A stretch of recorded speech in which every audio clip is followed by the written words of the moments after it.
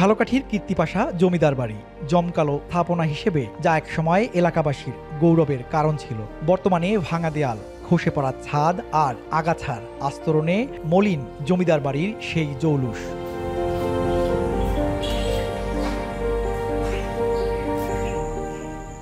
বাংলার সিংহপুরুষ শেরেই বাংলা একে ফজলুল হকের জন্মভিটাও অযত্ন অবহেলায় ভগ্নদশায়। এর বাইরেও ঘোষাল রাজবাড়ি, নলছিটির ঐতিহাসিক সুজাবাদের কেল্লা, খানবাড়ি ও প্রাচীন গালুয়া মসজিদ সহ অসংখ্য ঐতিহাসিক স্থাপনা সংরক্ষণ ও সংস্কারের অভাবে কালের গর্ভে হারাতে বসেছে। স্থানীয়রা বলছেন, ঐতিহাসিক নিদর্শন ও স্থাপনাগুলো পর্যটন বান্ধব করা গেলে দর্শনীয় স্থানের পাশাপাশি অর্থনৈতিকভাবেও গুরুত্বপূর্ণ ভূমিকা রাখবে।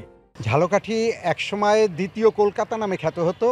ঝালকাঠির সংস্কৃতি এবং ঝালকাঠির ইতিহাস অত্যন্ত সমৃদ্ধ। কীর্তিবাসী ঐতিহ্যবাহী জমিদার বাড়ি, এখানে অসংখ্য দর্শনীয় স্থান আছে এবং আশেপাশে আরও দর্শনীয় স্থান আছে। সরকারের সেই প্রত্যন্ত অধিদপ্তরের তাদের তত্ত্বাবধানে না থাকায় এটি ধ্বংসের প্রায় দ্বার প্রান্তে। অনেক পর্যটক এখানে আসে, কিন্তু তারা এসে এটাকে দেখে নিষ্ফল হয়ে চলে যায়।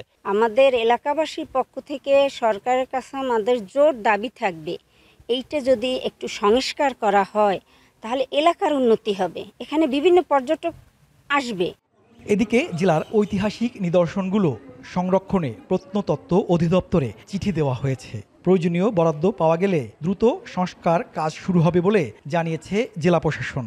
এই দুটি ঐতিহাসিক স্থাপনাকে সংরক্ষণ করার জন্য আমরা ইতিমধ্যে প্রত্নতত্ত্ব অধিদপ্তর বরাবর আমরা চিঠি লিখেছি। সেখান থেকে রাজাপুরের যে ঐতিহাসিক স্থাপনাটি আছে, যেটা শেরেই বাংলা ফজলুল হকের স্মৃতিবিজড়িত, সেটা সংরক্ষণ করার জন্য ইতিমধ্যে প্রত্নতত্ত্ব অধিদপ্তর থেকে কাজ করা হয়েছিল। এ বিষয়ে আমি পার্সোনালিও স্যারদের সাথে যোগাযোগ করেছিলাম। স্যারা বলেছেন এই বিষয়টা ওনারা দেখবেন। ইতিহাসের সাক্ষী ও ঐতিহাসিক স্থাপনাগুলো যাতে হারিয়ে না যায়, তাই দ্রুত সংরক্ষণ ও সংস্কারে দাবি জানিয়েছেন স্থানীয়রা। আল আমিন তালুকদার, এখন ঝালকাঠি।